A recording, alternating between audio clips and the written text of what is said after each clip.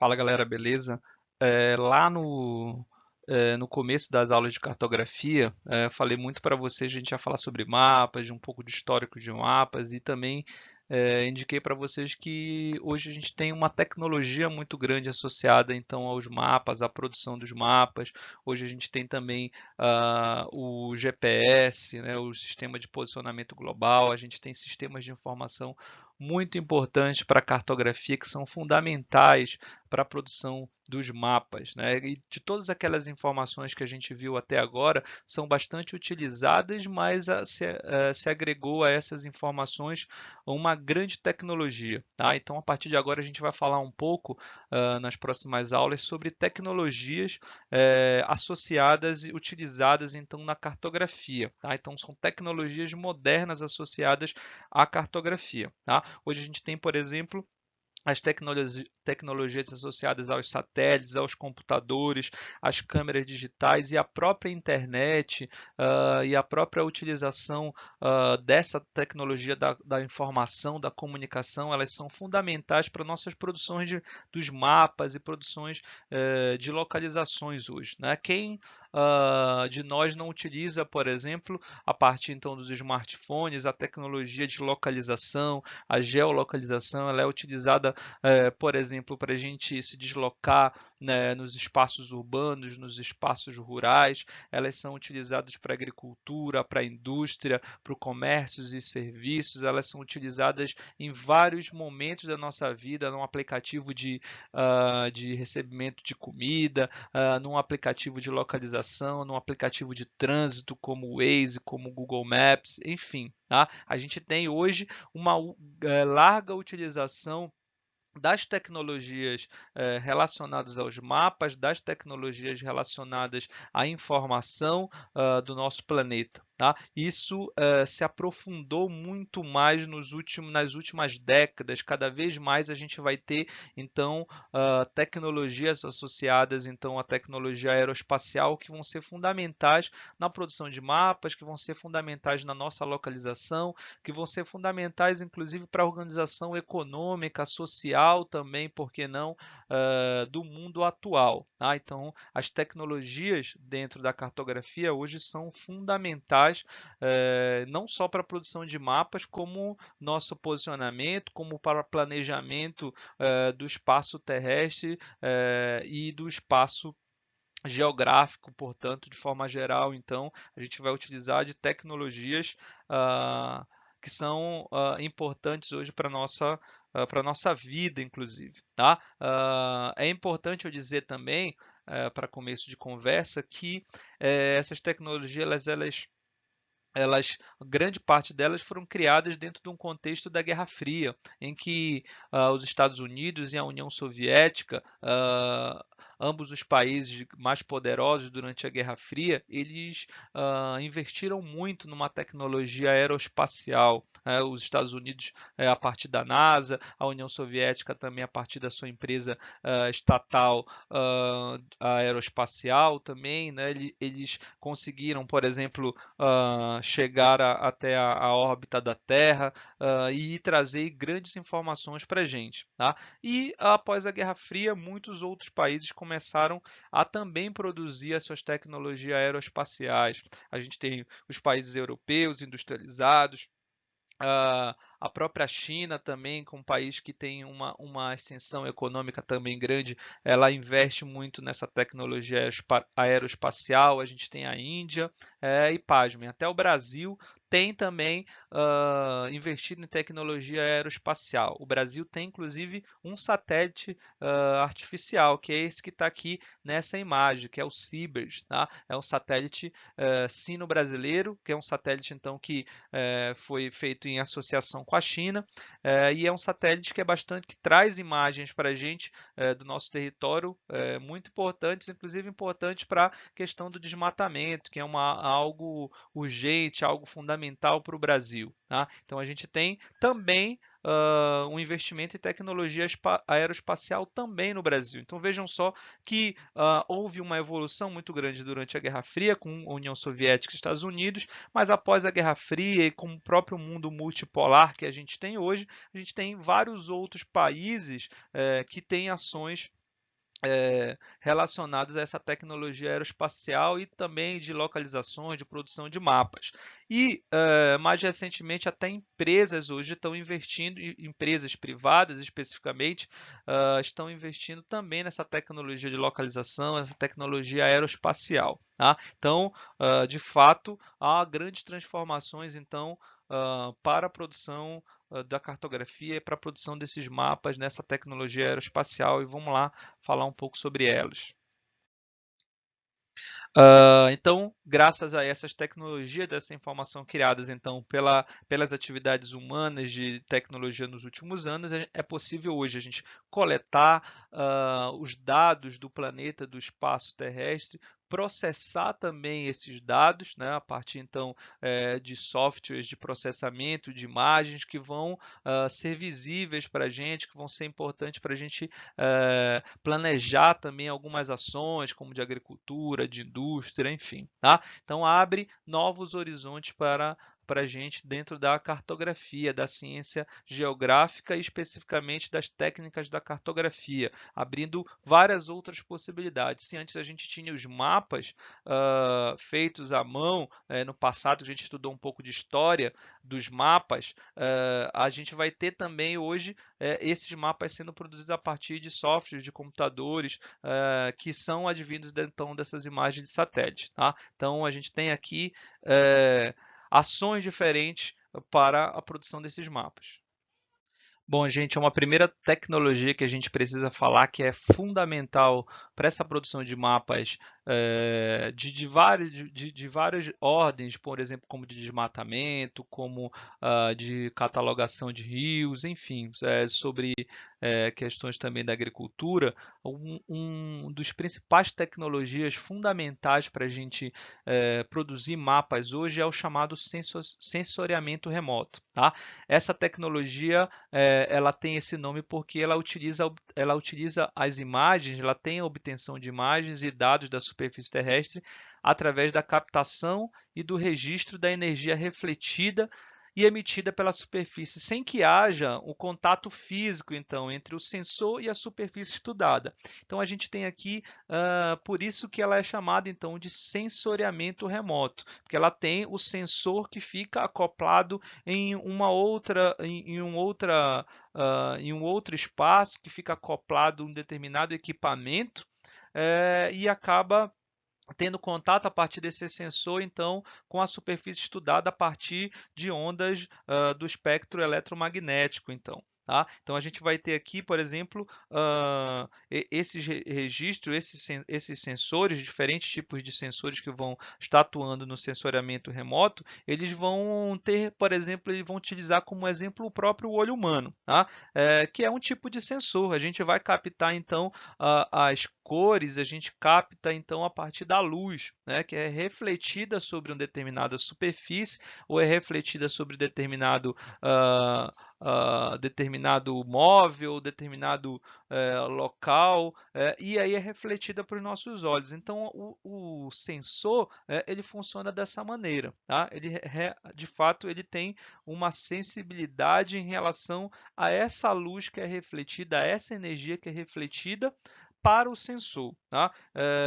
Seja uma luz refletida que venha do próprio sensor, de um próprio equipamento que vai acabar tendo uma reflexão dessa energia, ou, por exemplo, do Sol, que é a nossa principal fonte de luz, inclusive. Tá? Então, a gente tem aqui a chamada tecnologia do sensoriamento remoto. Uma coisa importante para a gente falar é que em qualquer tipo de sensor, seja ele um sensor que coloca, que manda uma energia para uma superfície, ou aquele que só capta energia, por exemplo, do Sol nessa superfície, esses sensores independente de qualquer tipo de sensor, as imagens vão ser captadas dentro da radiação eletromagnética, tá? Ou seja, que se situa então entre o aspecto do visível e as as micro-ondas, né, que tem aqui nessa tabelinha. Então, a luz visível aos nossos olhos, aos seres humanos, eles acabam conseguindo enxergar, portanto, até as micro-ondas. Então, esses sensores eles atuam aqui tanto nessa região da luz do visível como no micro-ondas. Tá? Isso é bem estudado lá na física, que é o espectro eletromagnético, é a distribuição da intensidade da radiação eletromagnética com relação ao seu comprimento de onda ou frequência. Tá? Então, os sensores do sensoriamento remoto, eles funcionam nessa frequência aqui, entre a luz visível e a micro-ondas que tem aqui nesse gráfico, portanto. Tá? Então, definindo o sensoriamento remoto, ele se dá em função de ter um sensor que é acoplado a uma determinada superfície, acoplado a um determinado equipamento, que vai captar as imagens em um outro local. Por isso que então ele é chamado de sensoriamento remoto. Tá? Esses sensores, é importante dizer também que eles podem ser do tipo passivo ou do tipo ativo. Um sensor é considerado passivo quando ele só recebe radiação. Tá? Por exemplo, vamos usar os exemplos, por exemplo, da máquina fotográfica, tá? E dos imagiadores que equipam a maioria dos satélites. Então, eles só estão recebendo uma luz que é emitida por alguma outra fonte de luz. Tá? A principal fonte de luz, como eu falei ainda há pouco, é o Sol. E aí vai estar captando essa luz refletida, então, que chega até a superfície terrestre e que vai refletir após, vai refletir para os sensores. E a gente também tem os chamados sensores ativos, né? É quando o próprio sensor ele vai emitir uma radiação e vai receber de volta, como por exemplo um radar. Tá? O radar é muito utilizado, por exemplo, na navegação marítima, nos navios, então, para detectar, por exemplo, se tem alguma rocha dentro de algumas áreas dos oceanos, enfim, ele vai emitir uma onda e vai receber essa mesma onda eletromagnética que vai identificar que ali tem, por exemplo, uma rocha, enfim. Tá? Então, a gente também tem sensores no sensoriamento remoto que são ativos. Vamos ver os exemplos. Aqui, ó, a gente tem algum ou dois esquemas então de tipos de sensores. Tá? O primeiro aqui é um sensor então passivo, é um sensor que está recebendo então uma radiação refletida. Por exemplo, aqui a gente tem a radiação incidente, a radiação do Sol, que vai até a cidade aqui, por exemplo. Então a fonte de radiação de energia aqui é o Sol, tá? E essa radiação ela vai ser refletida. Tá? E aí a gente tem um sensor a bordo, por exemplo, de um satélite que vai registrar essa radiação que está sendo refletida aqui. Tá? A gente teve uma radiação incidente, portanto, aqui nessa cidade ou na zona rural, e essa radiação vai ser refletida então por um sensor que vai estar lá acoplado num satélite. Ok? Como está mostrando aqui a imagem.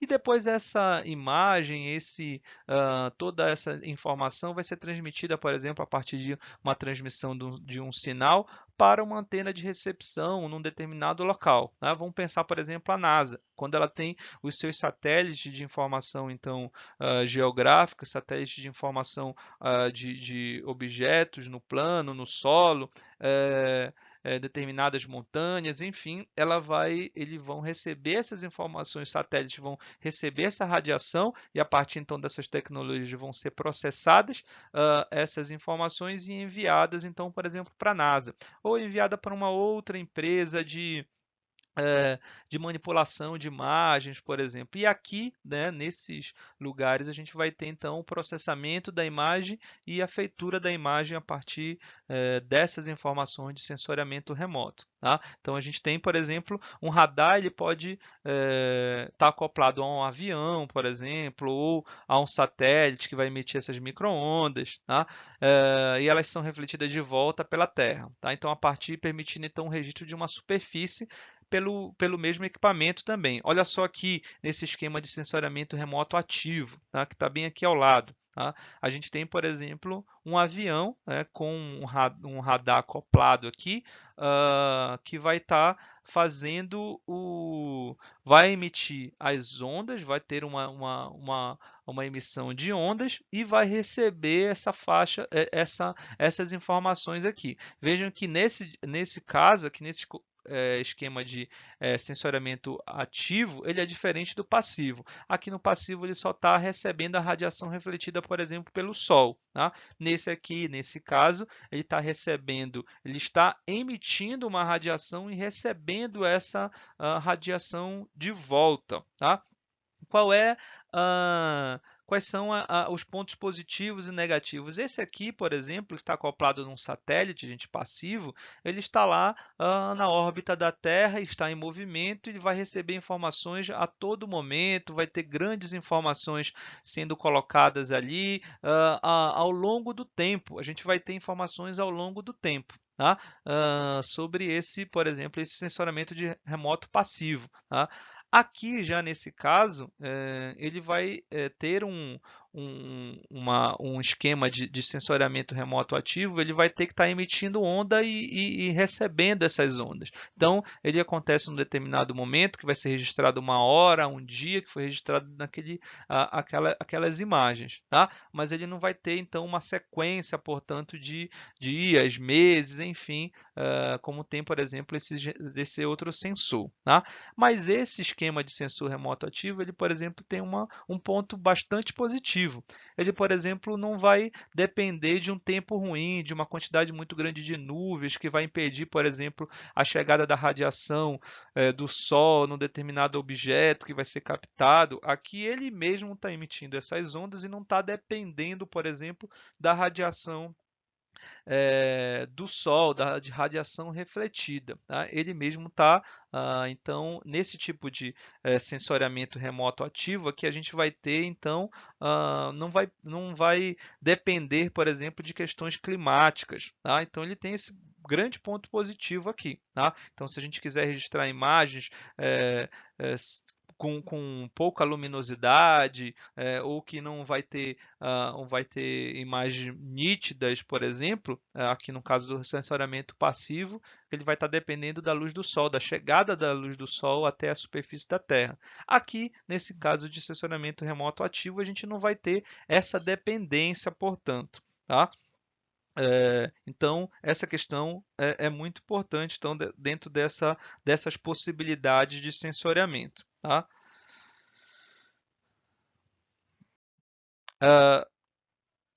Além disso, a gente tem também,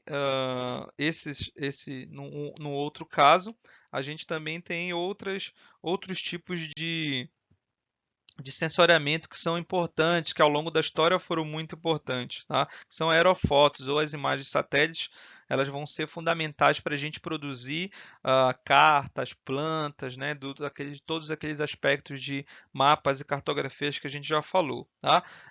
Tanto dos aspectos humanos quanto dos aspectos físicos da superfície terrestre. A gente vai poder então catalogar a partir desse sensoriamento remoto relevos, rios, florestas, por exemplo, áreas de cultivos, sistemas de transporte, a própria dinâmica da atmosfera em termos de clima, as massas de ar, os furacões, os tornados, que são cada vez mais intensos dentro do processo das mudanças climáticas. Tá? Então, essas imagens de sensoriamento remoto elas são fundamentais então, para a gente definir essas outras questões. Tá? Gente, mas ó, nem sempre foi assim, nem sempre a gente teve imagens de satélite disponível, sensores cada vez mais modernos, tá? A gente já teve também a chamada fotografia aérea, tá? Que ainda é utilizada, mas hoje cada vez menos a partir dos satélites. A fotografia aérea, ela faz então fotografias mesmo da superfície. Ela funciona com máquinas, equipamentos fotográficos acoplados em aviões, acoplados que faz um plano em algum helicóptero, algum tipo de aeronave que faz um plano de voo, que faz uma linha de voo que vai poder ter planos de fotografia. Tá? Então, por exemplo, até antes, no século XIX, ainda no século XIX, o sensoriamento remoto, a partir dessas fotografias aéreas, por exemplo, lá na Primeira Guerra Mundial, ainda começou a utilizar aviões, mas antes a gente tinha a utilização dos balões, por exemplo, para registrar essas fotografias aéreas. Tá? Nessa época, a gente tinha interesses militares e propiciaram esses interesses militares, ao longo da história, propiciaram um grande avanço no que a gente chama de aerofotogrametria, tá? Que então é a produção de fotogramas a partir desses equipamentos aéreos, seja um avião, seja um balão, seja hoje um helicóptero, por exemplo. Tá? E o que é a aerofotogrametria, tá? Ou a fotografia aérea? Ela consiste em captar imagens da superfície terrestre com equipamentos fotográficos especiais que estão acoplados aí então ao piso de um avião. Tá? E observe que dentro dessa ilustração aqui que esse processo acontece aqui a partir dessas fotografias aéreas, tá? Sobre uma superposição então das fotografias. Vejam que a fotografia ela tem algumas limitações, ela sofre algumas limitações e por isso que hoje cada vez menos a gente está utilizando as fotogrametrias, tá? A fotografia aérea principalmente, porque ó, o avião ele precisa fazer uma linha de voo constante, tá? Que tenha os planos das fotografias para a gente ter, por exemplo, a gente poder se aproximar as imagens umas das outras e formar um mapa, por exemplo, maior, com uma amplitude maior do terreno a ser pesquisado. Então, ele precisa também fazer fotografias de uma maneira, tanto no espaço quanto no tempo, exatas. Tá? Então, precisa dessa exatidão dentro dessa fotografia. Então precisa de uma linha de voo específica, que elas tenham a mesma altitude, em que a gente também tenha uma máquina acoplada que ela vá fazer essas imagens num tempo correto, no tempo certo. Tá? Então há uma limitação nesse processo.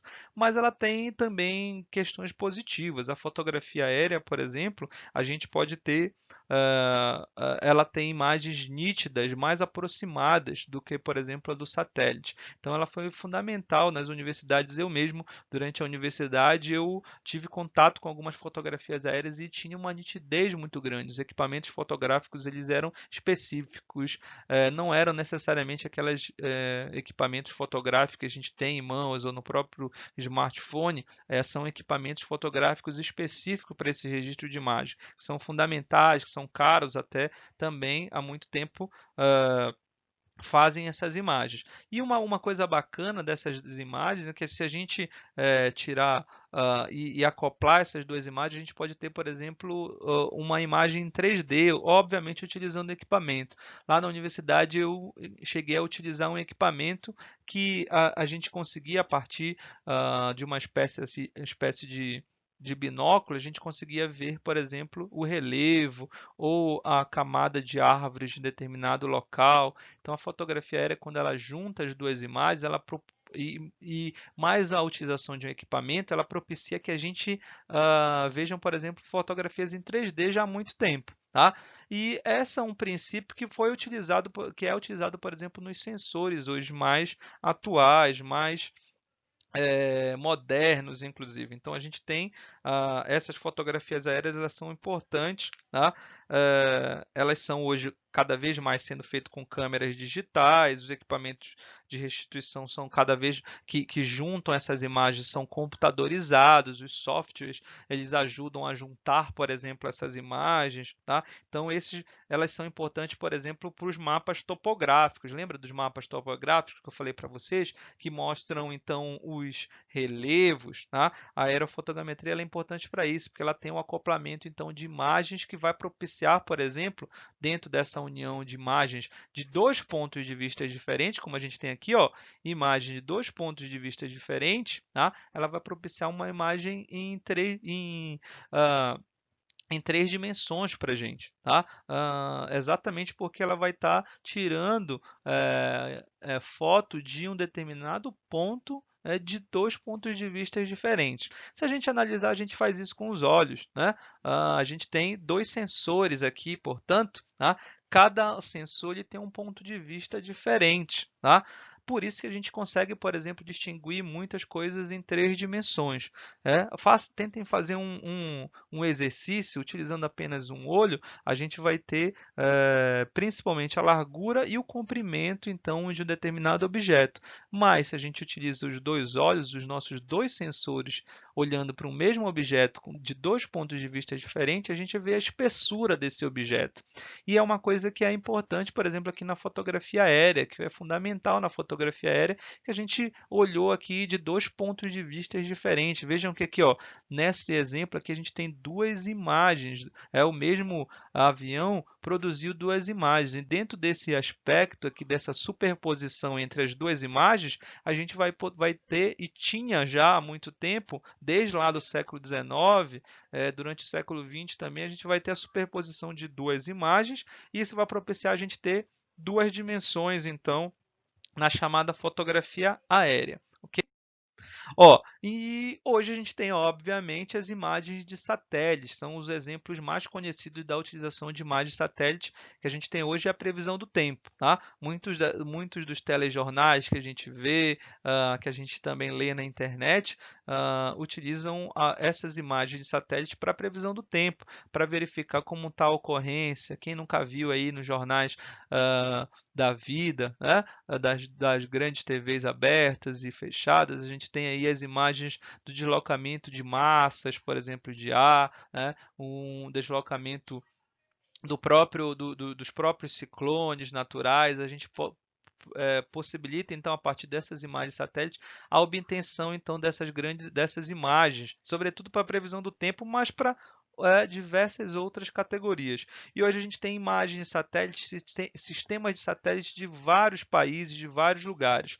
Aqui, por exemplo, a gente tem 2 imagens do satélite GOES, né, 13, que é operado pela National Oceanic Atmospheric Administration, em inglês, né, dos Estados Unidos. Mostra o deslocamento então de massas de ar na América do Sul. Então, ambas as imagens elas foram feitas no dia 10 de janeiro. A primeira foi feita às 8 da manhã e a segunda às 4 da tarde. Vejam só que teve um deslocamento então de massa de ar que se deslocou em algumas horas. Tá? Então, essas imagens de satélites hoje elas são fundamentais para a gente definir, por exemplo, essa questão da previsão do tempo, mas elas são imagens que podem definir outras ações. A gente tem, por exemplo, o Landsat, que é da NASA, o satélite Landsat, que é da NASA, que são muito importantes. Hoje a gente tem o Instituto Nacional de Informação Geográfica da França. No Brasil, a gente tem o Instituto Nacional de Pesquisas Espaciais, o INPE, um órgão fundamental para a informação aeroespacial no Brasil. Ele é fundamental, por exemplo, para a gente medir o desmatamento na Amazônia, no Cerrado, na Mata Atlântica. Ele é fundamental para saber como que está ocorrendo esse desmatamento, algumas queimadas, tá? Então, o INPE, Instituto Nacional de Pesquisas Espaciais no Brasil, ele é reconhecido internacionalmente, fundamental, então, para esses estudos, por exemplo, de desmatamento. E a gente tem, por exemplo, que eu acabei de falar para vocês, aquele satélite que é brasileiro também, tá? Que é o projeto CIBERS, né? Que é o resultado de um acordo tecnológico entre Brasil e China, e ele é desenvolvido entre essa cooperação entre o INPE e o CART, que é a Academia Chinesa de Tecnologia Aeroespacial, tá? Tecnologia espacial. E aí resultou no lançamento de vários satélites CIBERS. Tá? Desde 99, o Brasil então tem um satélite, junto obviamente com a China, que é o CIBERS 1, 2, 2B, 3, 4, 5, e está a cada dia mais sendo lançados outros satélites mais novos, com novas tecnologias. Tá?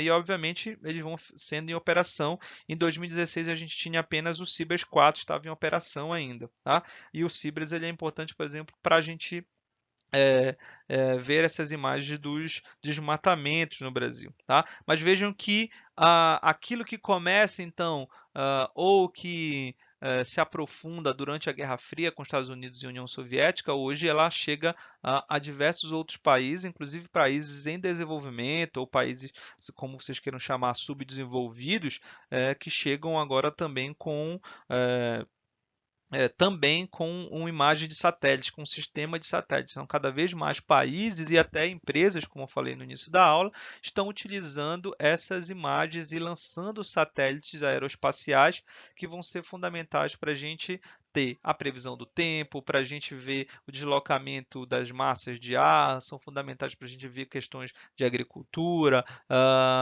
também questões humanas, como o aumento de algumas cidades, aumento de áreas industriais, enfim, tá? Então, todas essas tecnologias vão ser fundamentais para a gente, e aí, ao longo do tempo, nas próximas aulas, a gente vai falando de outros tipos de tecnologia, ok? Um abraço, vamos continuar falando sobre tecnologias modernas para a cartografia.